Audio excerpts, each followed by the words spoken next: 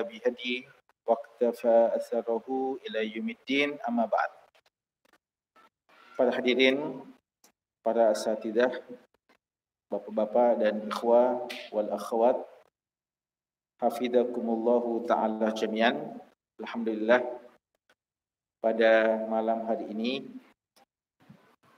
di malam Senin, sebagaimana biasanya kita berkumpul untuk mendekatkan diri kepada Allah, beribadah dengan ibadah yang dicintainya, at-tafaqquh fid din, mempelajari dan mendalami ad-din kita, agama yang kita cintai ini, yang jadi pengantar bagi kita untuk menuju ridha dan pertemuan dengan Allah Subhanahu wa taala.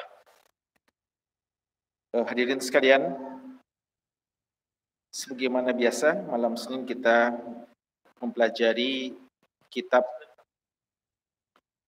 Qawaid Qur'aniyah, kaidah-kaidah Quran atau kaidah-kaidah dalam agama ini yang bersumber dari firman-firman Allah Subhanahu wa taala. Ayat-ayat Allah Subhanahu wa taala, kitabullah. Dan kitab kita ini mengumpulkan 50 kaidah-kaidah penting dalam Islam yang bersumber dari kitabullah. Kitab ini adalah karya dari Syekh Profesor Dr. Umar Al-Muqbil hafizahullahu ta'ala. Jamaah sekalian, sebelumnya perlu untuk kami ingatkan bahwa malam ini kita sudah memasuki malam yang mulia, hari-hari yang mulia dari bulan Dzulhijjah. Bulan Dzulhijjah tahun 1439 Hijriah. Sebagaimana yang telah kita ketahui bersama, ya, sejak semalam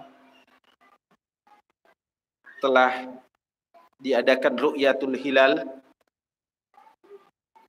di berbagai tempat di negeri kita, dan hasil sidang isbat yang telah diputuskan, telah ditetapkan oleh pihak pemerintah, dalam hal ini pihak Kemenak, menetapkan bahwa hilal tidak terlihat di wilayah Indonesia. Oleh karena itu, sebagaimana sunnah yang diajarkan oleh Nabi kita SAW kaitannya dengan ibadah Ramadan, tapi dia juga menjadi dalil untuk bulan-bulan yang lainnya. Kata Nabi SAW, fa in ghumma alaikum fa akmilu al-iddata salasin atau iddata Sya'ban salasin. Jika terhalang bagi kita untuk melihat hilal, entah karena mendung atau memang karena belum ada hilal, belum masuk bulan baru, maka genapkanlah bilangan Sya'ban itu menjadi 30, yang diistilahkan dengan istikmal, ya, kita menyempurnakan bilangan bulan tersebut.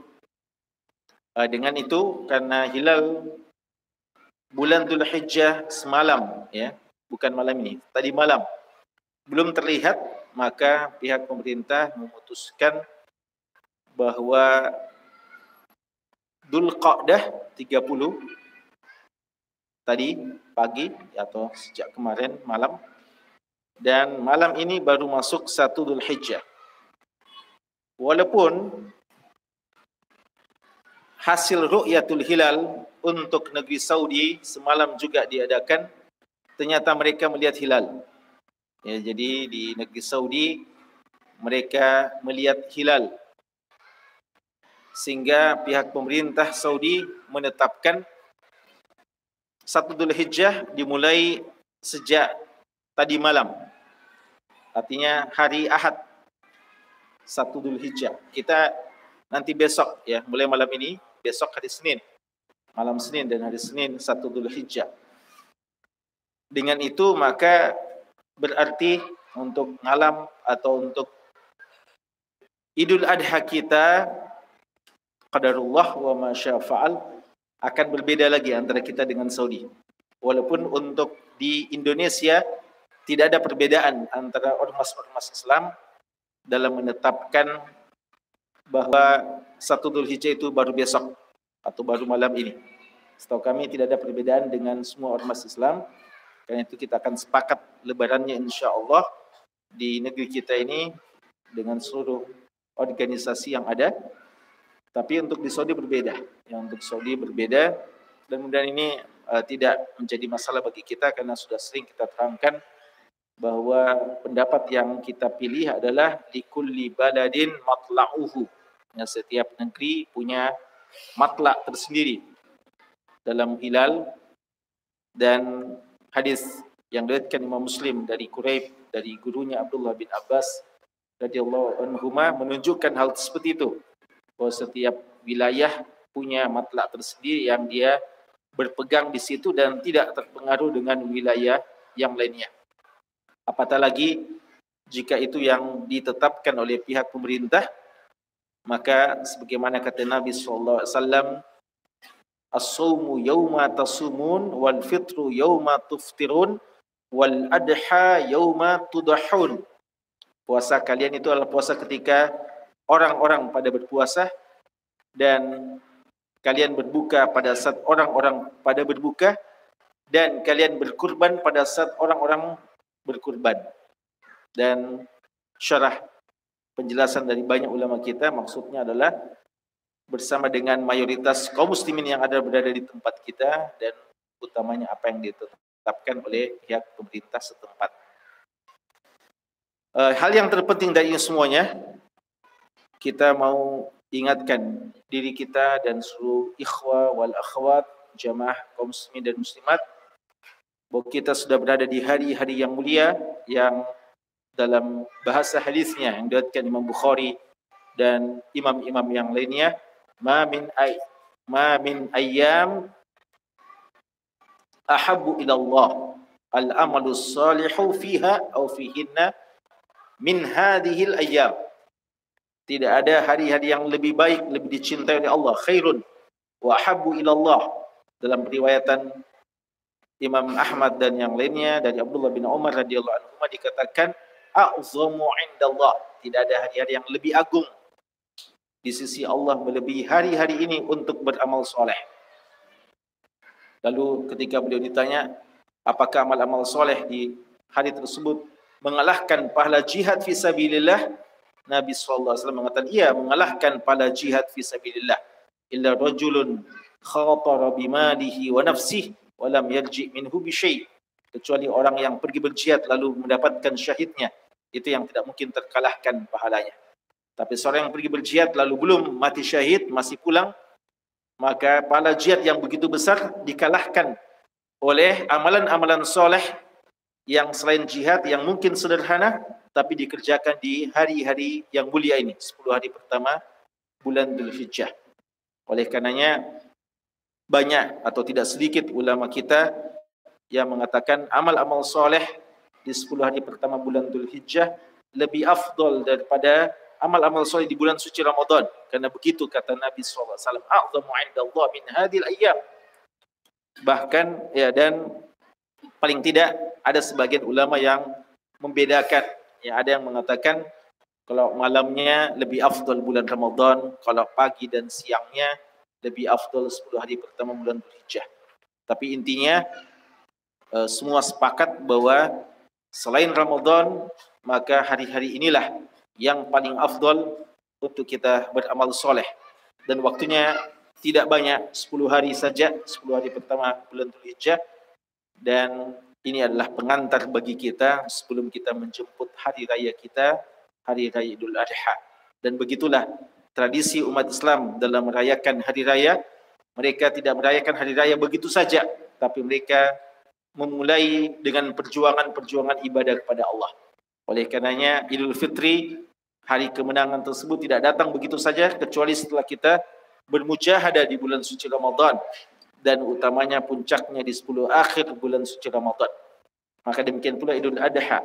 Idul Adha tidak datang begitu saja kecuali kita telah memanfaatkan hari-hari awalnya untuk beribadah kepada Allah dengan sebanyak-banyaknya dan sebaik-baiknya. Sebanyak-banyaknya kuantitas dan sebaik-baiknya dari sisi kualitasnya. Ya, semoga kita bisa memanfaatkan waktu-waktu kita ini dan kita bersyukur kepada Allah, kembali kita diberikan kesempatan oleh Allah untuk bertemu dengan hari-hari mulia ini, maka jangan sia-siakan, karena boleh jadi jika kita sia-siakan akan justru menjadi pertanggungjawaban besar di sisi Allah. Ya, Allah sudah memberikan kepada kita kesempatan, lalu kita manfaatkan.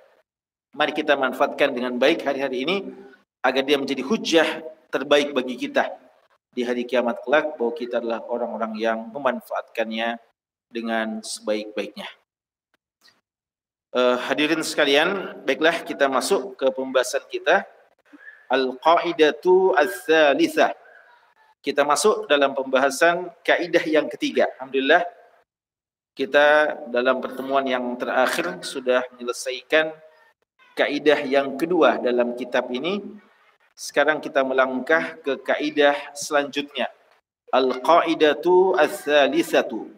Kaidah yang ketiga, kaidah yang diberi judul oleh Syekh dengan firman Allah, wala tansau al-fadla bainakum, wala tansau al-fadla bainakum, dan jangan kalian melupakan keutamaan di antara kalian. Jangan kalian melupakan budi baik di antara kalian, kelebihan-kelebihan orang kepada kalian. Jangan lupa berterima kasih kepada orang yang pernah berbuat baik kepada kita. Ya, begitu kurang lebih maksud dari ayat ini. Dan ayat ini mirip dengan maknanya dengan sabda Nabi sallallahu alaihi wasallam yang diriwayatkan oleh Ashabus Sunan, di mana Nabi sallallahu alaihi wasallam bersabda, la ma lam yashkurin nasa lam yashkurillah. Siapa yang tidak pandai berterima kasih kepada manusia, maka dia tidak dianggap bersyukur kepada Allah. Jadi walaupun seorang kelihatannya begitu banyak syukurnya kepada Allah atas nikmat yang Allah berikan kepada dia, tapi dia tidak berterima kasih kepada para perantara-perantara kebaikan tersebut, maka dia dianggap belum bersyukur secara sempurna kepada Allah Subhanahu wa taala. Hadirin sekalian, kaidah kita ini sebagaimana kata Syekh termasuk kaidah dalam hal sulukiyah yang mengajarkan kita perilaku yang baik dan sekaligus menunjukkan bagaimana agungnya agama kita ini dan bagaimana kesempurnaan agama ini dan keagungan dasar-dasar pondasinya. Ayat ini kalau kita baca tadi, yang kita baca yang merupakan judul kaidah ini adalah potongan dari ayat Allah Subhanahu wa taala.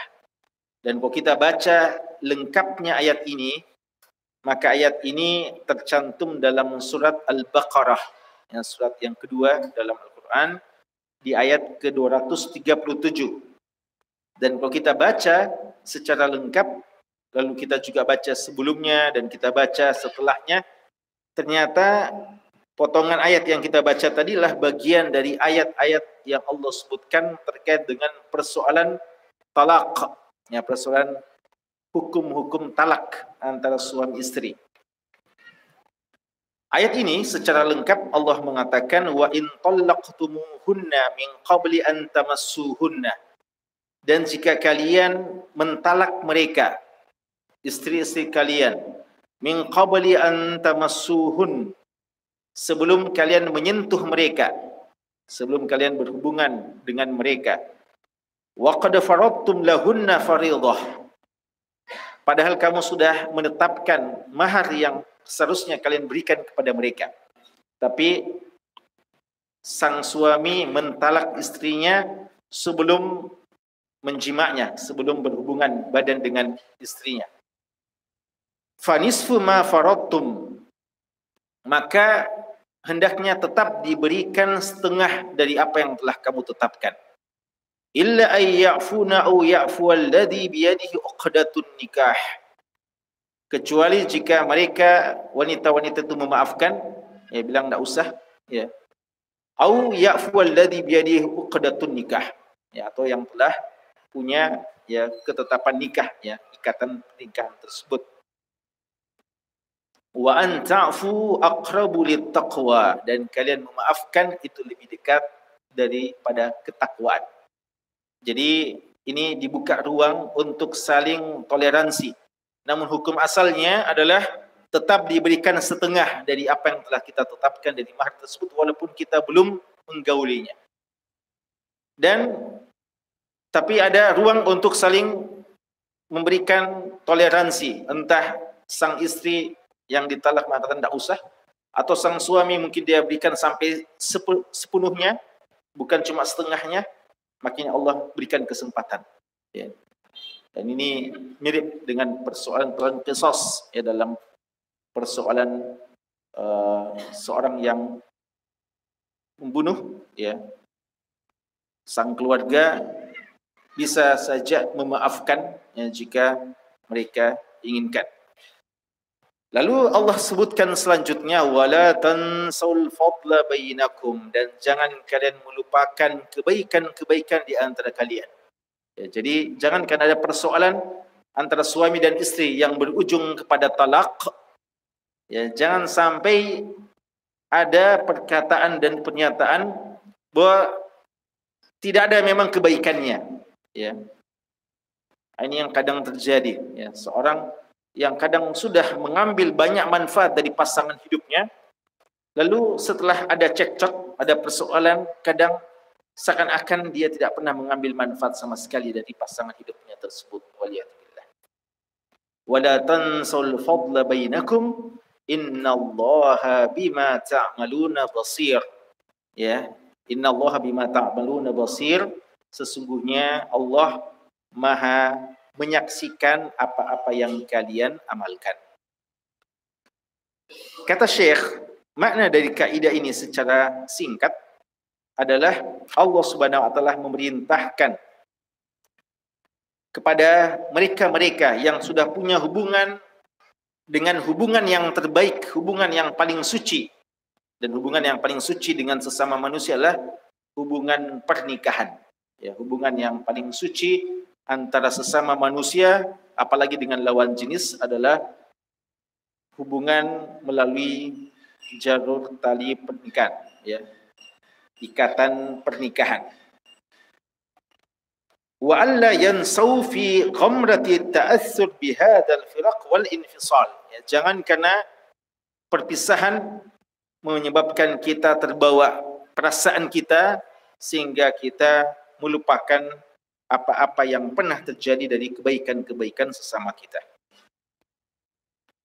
Dan ini untuk suami dan istri, ya, suami dan istri. Dan itu kadang terjadi. Walaupun untuk istri juga, ya, perlu mungkin lebih diingatkan, ya, karena Nabi SAW di salat Idnya ketika beliau berceramah khusus kepada kaum wanita, lalu mengatakan, inni ra'aitukunna aktsara ahli nar, saya melihat kalian ini paling banyak menjadi penduduk neraka. Lalu ketika ditanya apa sebabnya, di antara yang disebutkan oleh Nabi SAW bahwa wanita itu yakfurnal ashir, itu suka mengkufuri suaminya. Mengkufuri suaminya artinya mengingkari kebaikan-kebaikan suaminya. Ya, mungkin suaminya sudah banyak melakukan kebaikan, namun karena satu permasalahan sedikit, lalu dia mengatakan, saya tidak pernah selama kita bersama, saya tidak pernah melihat kamu melakukan kebaikan sedikit pun. Ya, ini yakfurnal ashir. Dan ini kadang menjadi tabiat, ya, sebagian wanita. Dan mungkin saja ada suami-suami juga yang bertabiat seperti itu.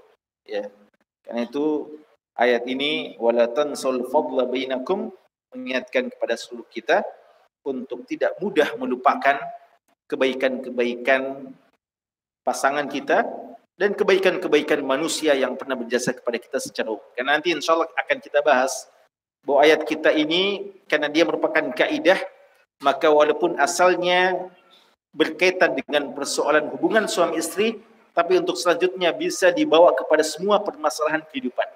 Ya, dan insya Allah nanti akan kita sebutkan beberapa contoh di antaranya. Jamaah sekalian, Syekh mengatakan wa hadhil qaidah ja'at ba'da dzalika litawjih bil afwi. Ya, dan kaidah ini datang setelahnya adalah anjuran untuk saling memaafkan. Kullu dzalika li ziyadati targhib fil afwi wat tafaddul ad-dunyawi. Ya, dan ini untuk menambah lagi bagaimana kita memberikan sesuatu yang berharga kepada orang yang kita telah berinteraksi dengannya. Jadi jangan lupa sampai-sampai dikatakan tetap berikan setengah, minimal setengah. Lalu setelah itu juga diberikan ruang untuk saling memaafkan dan bisa memberikan yang lebih dari itu. Entah dari sang istri yang ditalak atau dari sang suami. Kata Syekh, di sini Allah mengatakan wala tansal fadla bainakum. Jangan kalian saling melupakan kebaikan di antara kalian. Walaupun ini larangan untuk kita lupa. Padahal lupa itu adalah sifat jibiliyah. Dia adalah merupakan amrun jibili, sesuatu yang manusiawi. Secara fitrah manusia ini memang suka lupa. Tapi kita dilarang lupa. Ya, artinya kita berupaya selalu mengingat. Lupa wajar. Tapi yang salah ketika kita sudah diingatkan, kita tidak mau peduli dan sengaja untuk lupa terus. Ya. Makanya itulah kenapa syariat ini selalu mengingatkan kita dengan peringatan-peringatan yang begitu bermanfaat. Karena memang kodrat kita sebagai manusia itu suka lupa. Tapi jangan karena kita sudah tahu diri kita suka lupa, kita tidak mau memasang telinga kita dan memasang hati kita untuk selalu diingatkan. Kata Syekh di sini, ma'annan nisyana amrun jibili. Dan manusia sudah merupakan fitrahnya untuk lupa dan dia tidak akan bisa menolak sama sekali sifat lupa itu. Jadi setiap kita punya dasar memang lupa. Tapi kita harus berupaya untuk tidak melupakan hal-hal yang harus untuk kita ingat. Ayat ini kata beliau menekankan agar kita tidak lupa. Maksudnya adalah jangan sampai kita lalai dan kurang perhatian sehingga kita lupa. Itulah sebenarnya masalahnya. Sebenarnya semua kita ini potensi untuk lupa ada. Tapi yang membedakan kita, kenapa kadang ada di antara kita yang kelihatannya bagus sekali hafalannya, bagus sekali dalam menjalankan amanah-amanahnya, bukan karena dia tidak pernah lupa, tapi dia memberikan porsi perhatian yang besar. Ya. Sebaliknya ada orang yang kurang peduli, maka itulah kadang-kadang dia lupa. Ya. Kadang dia lupa. Dan sebenarnya lupanya itu lebih tepat disebabkan karena kelalaiannya. Ya, kelalaiannya. Jemaah sekalian, kemudian kata Syekh, perhatikan firman Allah di penghujung ayat itu, di mana Allah mengatakan innallaha bima ta'maluna basir. Sesungguhnya Allah Maha mengetahui, ya Allah mengetahui apa saja yang kalian lakukan. Dan ini penghujung ayat ini untuk memotivasi kita agar kita tidak lalai dan tidak lupa untuk berbuat kebaikan kepada orang-orang yang pernah berbuat kebaikan kepada kita. Dan juga sekaligus untuk mengingatkan kita bahwa memaafkan itu adalah mengundang ridha Allah Subhanahu wa taala. Kata Syekh, innal alaqa zawjiyah, interaksi suami istri, hubungan suami istri secara umum tidak pernah hilang atau tidak pernah kosong sama sekali dari masa-masa waktu-waktu bahagia.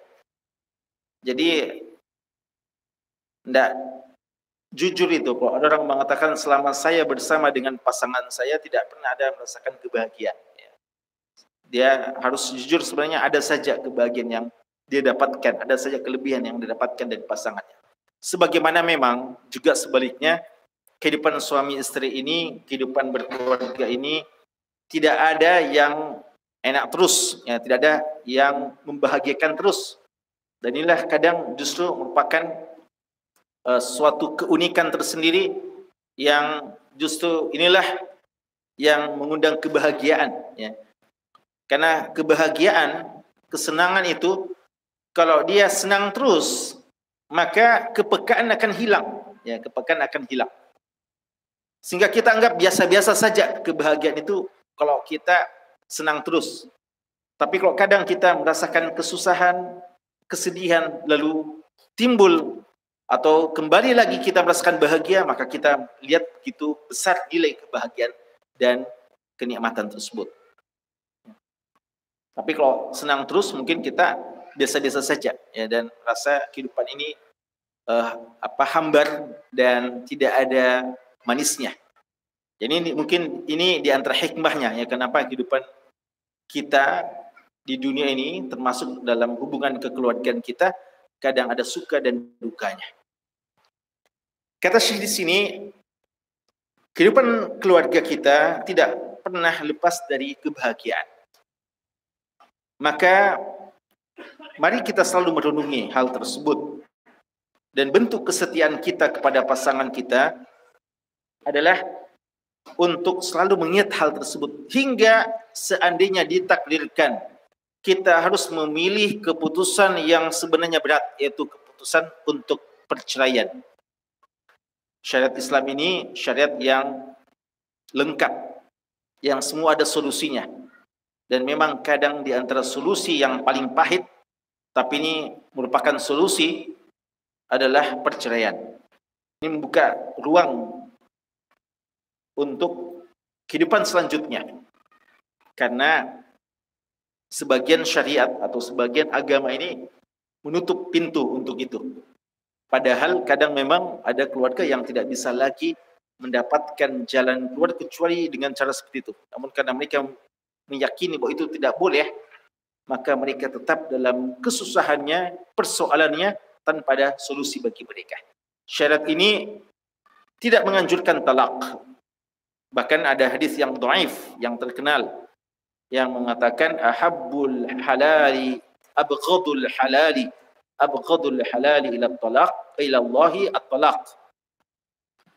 Hal yang kehalalan, perkara halal yang paling dibenci oleh Allah adalah talak. Dia halal tapi dibenci.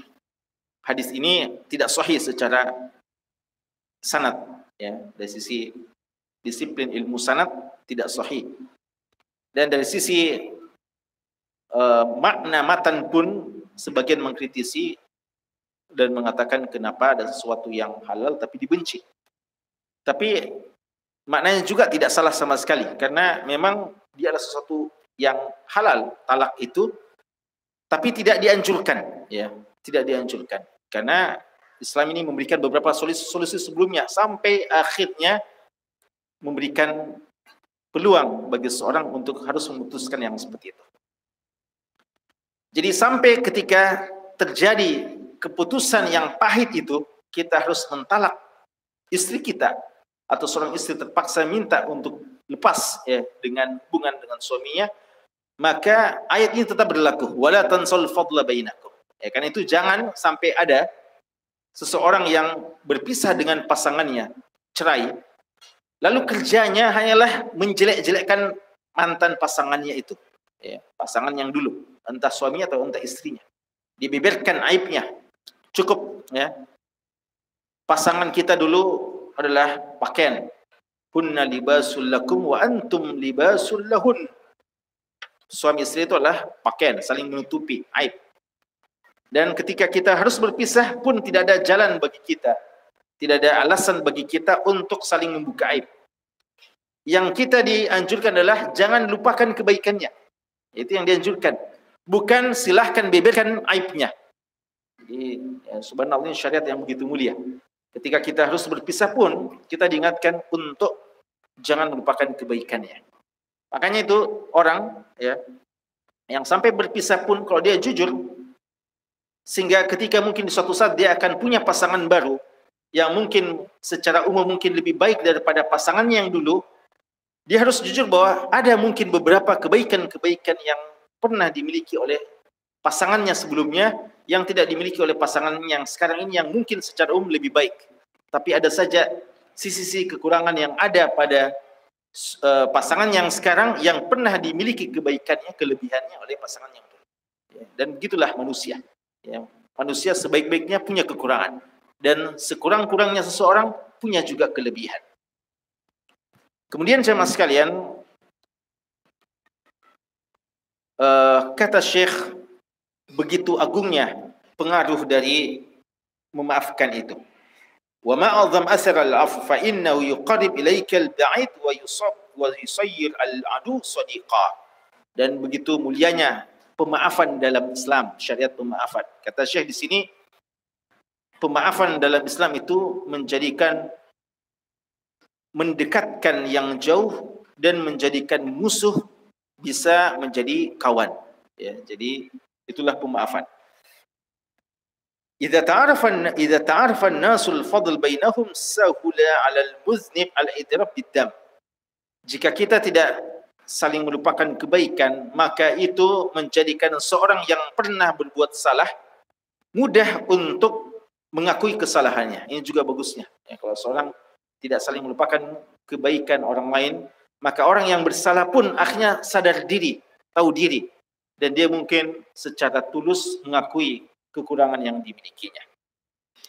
Wasahula ala man lahul haq an ya'fu, dan sebaliknya orang yang memang punya hak, dia yang dalam posisi benar, dia akan mudah untuk memaafkan ya, orang yang bersalah terhadapnya. Dan ini tidak akan didapatkan jika kita selalu mengangkat persoalan, mengungkit-ungkit aib dan melupakan kebaikan-kebaikan orang lain. Kata Syekh di sini, dan sangat agung sekali kaidah ini seandainya dipraktekkan, diaplikasikan dalam kehidupan berumah tangga. Dan kata Syekh,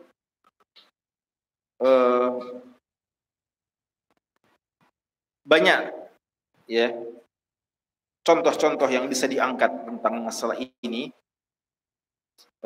walaupun juga sebagaimana yang kita ketahui banyak orang yang juga melupakan mengamalkan kaidah ini.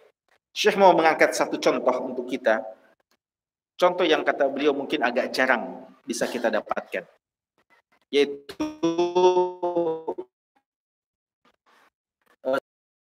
langsung mengatakan azkuru namujan waqaftu alaihi rubbama yakunu nadira. Mungkin jarang terjadi yang seperti ini, tapi saya telah melihat langsung dan mendengarkan langsung masalah tersebut. Ada seseorang yang saya kenal baik, ya begitu kata Syekh, mentalak istrinya, dan istrinya itu punya anak dari suami tersebut. Dan orang tersebut dia menempatkan istri dan anak-anaknya itu yang dia talak, ya, itu di lantai paling atas. Jadi dia rumahnya ini mungkin semacam apartemen, ya, atau memang mungkin bertingkat, beberapa tingkat. Dia menempatkan istri dan anak-anaknya itu di tingkat yang paling tinggi, dan dia di lantai dasar. Wasara huwa alladhi yusaddidu fawatir al-ittisalat wal kahruba wa yakum tafaddulan bin nafaqa ala mutallaqati. Dan selama itu peringatan. Iya, insyaallah. Oh iya. Kalau di Masjid Agung ini kita sudah mesti berhenti sekarang. Nah. Ya sedikit lagi ya insyaallah sebelum kita tunda. Ya. Kata beliau, suaminya ini setiap ada tagihan-tagihan listrik, tagihan telepon, apa semuanya yang mungkin berasal dari lantai atas, ya, dari sang istri yang dia sudah talak itu, atau anak-anaknya, dia yang selalu bersegera untuk menyelesaikannya, membayarnya. Dan juga dia tidak lupa nafkah terhadap istrinya yang telah dia talak tersebut. Sampai orang-orang yang ada sekitarnya tidak tahu bahwasanya dia telah mentalak istrinya. Ya. Mungkin masih talak satu ini mungkin ya. Ya, atau ya. Ini biasa, ini satu sifat yang sangat baik ya. Biasa ada orang belum apa-apa, masalah yang sangat kecil, semua sekampung sudah tahu masalahnya. Ya. Ini sudah sampai taraf talak ini, tapi dia tetap menjaga. Ya mungkin talaknya kan ada sebab-sebab tertentu, ketidakcocokan, tapi dia tetap menjaga kehormatan masing-masing. Ya semua hak-hak dari istrinya, anak-anaknya tetap dia tunaikan dengan baik. Sampai-sampai orang tidak pernah menyangka ya bahwa dia telah mentalak istrinya. Wa inni la ahsibu mimman balagal ghaya fi imtithali hadha at-tawjih rubbani. Ya, kata beliau ini contoh bagaimana mengamalkan firman Allah tadi, wala tansul fadla bainakum. Jangan kalian lupakan kebaikan di antara kalian. Dan ini memang contoh yang jarang kata beliau. Kemudian ada satu contoh lagi ya, kita tutup mungkin pertemuan kita ini dengan contoh ini karena masih membutuhkan pembahasan ya, 2 kali pembahasan ini. Contoh yang disebutkan oleh Syekh Ali Tantawi. Ya, Syekh Ali Tantawi ini seorang pemikir Islam, sudah wafat rahimahullah taala, seorang sastrawan, seorang yang juga qadhi, hakim ya. Beliau asal Suriah, Syria, tapi pernah lama di Jeddah di Saudi Arabia dan termasuk sastrawan yang sangat terkenal dan seorang ahli hikmah. Beliau ini lama menjadi qadhi, hakim, dan tentu saja masalah yang selalu masuk ke dalam perkara-perkara seorang hakim adalah persoalan perceraian. Beliau mengatakan persoalan-persoalan yang seperti ini ya banyak sekali masalahnya, dan setiap pihak suami atau istri selalu menyebutkan bagaimana pasangannya itu dan mungkin saling menuduh ya dengan tuduhan yang atau menyebutkan kekurangan-kekurangannya. Dan ada seorang wanita, kata beliau, alahatil mar'atu bi talabit talaq ya wa bi dhammil aulad ilaiha duna nafaqah. Ya, ada yang wanita yang karena sudah tidak tahannya kepada suaminya sampai dia minta berkali-kali ke qadhi tersebut, ke Syekh Ali Tantawi untuk ditalak saja. Ya, dia minta untuk sudah ditalak saja. Dan bahkan dia bilang, anak-anak saya ikut sama saya dan tidak usah dinafkahi. Wa ba'da dirasah daqiqah lil qadhiyyah tabayyana li anna la sabila at-tawfiq bainahum ala halatihima rahinah. Dan setelah Syekh mempelajari perkara secara lengkap, maka beliau memang melihat bahwa memang sudah sulit untuk disatukan, ya, didamaikan. Faqarrartu ijra'at tajribati talaq li marratin wahidah. Ya, beliau tawarkan kalau gitu talak satu dulu. Ya, talak satu. Waradtul fikra alaihima falam yataraddada fi qabuliha. Ya, saya tawarkan gimana kalau memang susah disatukan, masing-masing mau, biar talak satu saja dulu. Akhirnya keduanya menerima. Wa aqwa az-zawj at-talaq. Ya, jadi suami akhirnya mengucapkan kata talak di depannya. Tapi setelah itu Syekh mengatakan uzakkiruhuma bihaqqil mawaddah wa rahmah wal aulad. Setelah itu ya, Syekh ini kan seorang alim juga dan seorang penceramah ya. Dan ini sebenarnya yang kita inginkan ya, seorang yang ya, hakim dalam masalah ini juga punya pengetahuan yang cukup tentang agama dan pandai untuk bernasihat, untuk mengingatkan. Syekh setelah itu mengingatkan tentang bagaimana hakikat dan hikmah pernikahan, ada yang dinamakan mawaddah dan rahmah, dan bagaimana tanggung jawab sebenarnya kepada anak-anak. Dan saya tutup nasihat saya itu dengan menyebutkan firman Allah, wala tansul fadla bainakum. Ya, jangan kalian melupakan kebaikan-kebaikan di antara kalian. Wa kana di kalami asrarul ajil. Dan tanpa diduga kalimat-kalimat yang beliau sampaikan, nasihat-nasihat yang telah beliau sampaikan itu, dan utamanya ketika beliau menutup dengan firman Allah tersebut, itu memberikan bekas dan pengaruh langsung pada kedua pasangan tadi. Fa idza zawj yaqul idza kamru lil mawaddah war rahmah wal aulad fa inni mutanazilun an kulli haqqin li 'alaiha musta'idun lil faqada ma damu fi kafalah. sang suami mengatakan, saya mengalah dari semua hak-hak saya siap untuk menafkahi semua anak-anak saya ya, selama berada pada tanggungan istri tersebut. Wajibatil mar'a lahu an akhir sadri. Sebaliknya sang istri juga mengatakan itu, saya juga mengalah ya. Mahar yang belum disempurnakan saya juga ya mengalah dari itu. Karena mahar itu bisa saja belum dibayar secara penuh ya. Wa kana min asbabil khilaf baina hadaini zawjain anna al-mar'a kullama ista'adat zawjiyya hawalat adh-dhahab ila baiti ahliha. Kata beliau, setelah dilihat-lihat juga ini, di antara sebab kenapa sampai timbul masalah di antara kedua pasangan ini adalah sang istri ini setiap ada cekcok sedikit dengan langsung pulang ke rumah orang tuanya. Ya.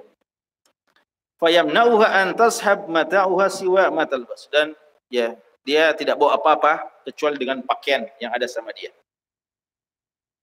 Walakin ma in sara ila hadhihi natijah hatta taghayyara hal wa qala ar-rajulu li-zawji hadha miftahul bait fa khudhi minhu ma tuhibbin wa da'i ma takrahin. Ya. Dan suami ya mengatakan, ambil ini kunci rumah, ambil saja apa yang kamu sukai dan tinggalkan apa yang tidak kamu sukai. Walaqad kana hadzal mawqif atharu balik fi nafsi wa akthar ma ra'i minhu tilka du'a allati ya. Kata beliau, ini hal yang sangat membekas pada perasaan kami kejadian-kejadian yang seperti ini. Jadi intinya, kawan sekalian, jamaah sekalian, bahwa perlu untuk kita ingatkan hal seperti itu. Dan di sini Syekh sebutkan bahwa ada contoh juga pada Nabi kita Muhammad SAW.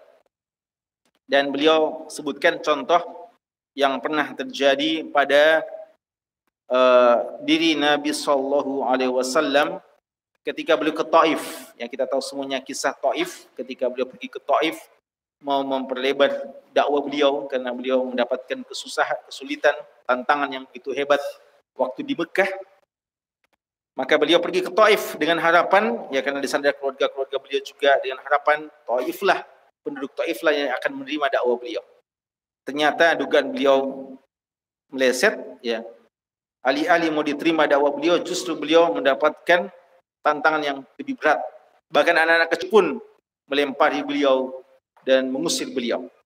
Dan waktu itu kita tahu beliau akhirnya ditawarkan oleh malaikat gunung untuk menghancurkan, dan beliau memaafkan. Dan yang menjadi pelindung beliau adalah Mut'im bin Adi, yang seorang yang terkenal dengan kedermawanannya di tengah-tengah penduduk Quraisy. Namun waktu itu beliau tidak masuk Islam. Mut'im bin Adi ini yang memberikan jaminan kepada Nabi SAW ketika kembali ke Mekah untuk tidak diganggu lagi. Jamaah sekalian, singkat cerita, ketika terjadi perang Badar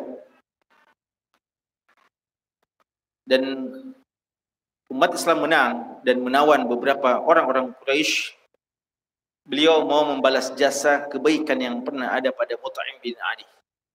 Beliau mengatakan, seandainya Mut'im bin Adi ini masih hidup dan memberikan jaminan kepada beberapa orang, maka kami akan membebaskannya tanpa minta tebusan lagi. Ya, karena kan terhadap tawanan itu entah bisa langsung diselesaikan saja, atau diberikan tebusan, atau dia menjadi budak pelayan dan mengajarkan kepada kaum muslimin beberapa hal dan seterusnya. Tapi beliau katakan, kalau ada Mut'im bin Adi masih hidup dan dia telah pernah berjasa sama saya, maka lalu dia mau memberikan jaminan kepada beberapa orang, maka kita akan berikan jaminan secara cuma-cuma. Tidak perlu lagi kita minta tebusan, karena dia telah berjasa pada saya pada saat ketika saya ditolak di Taif dulu. Dan ini bukti bagaimana Nabi SAW tidak pernah melupakan kebaikan orang yang telah berjasa kepada beliau, walaupun dia seorang yang kafir, bahkan mati dalam kesyirikannya. Nah, ini seorang yang sangat terkenal, Mut'im bin Adi, dan anaknya nanti menjadi seorang sahabat, Jubair bin Mut'im. Ya, Jubair bin Mut'im radhiyallahu ta'ala anhu. Itu satu contoh Nabi SAW mengajarkan kepada kita bagaimana seorang muslim tidak pantas mudah melupakan kebaikan dari orang yang pernah berjasa kepada dia. Apatah lagi jika dia adalah guru-guru kita, orang yang sangat berjasa kepada kita, maka tidak seharusnya kita melupakan mereka. Masih ada contoh-contoh yang akan dijelaskan insya Allah dan kita lanjutkan pada pertemuan yang akan datang. Sekian dulu. Allahu ta'ala alam. Subhanakallahumma bihamdika asyhadu an la ilaha illa anta astaghfiruka wa atubu ilaik. Sallallahu ala nabiyina Muhammadin walhamdulillahi rabbil alamin.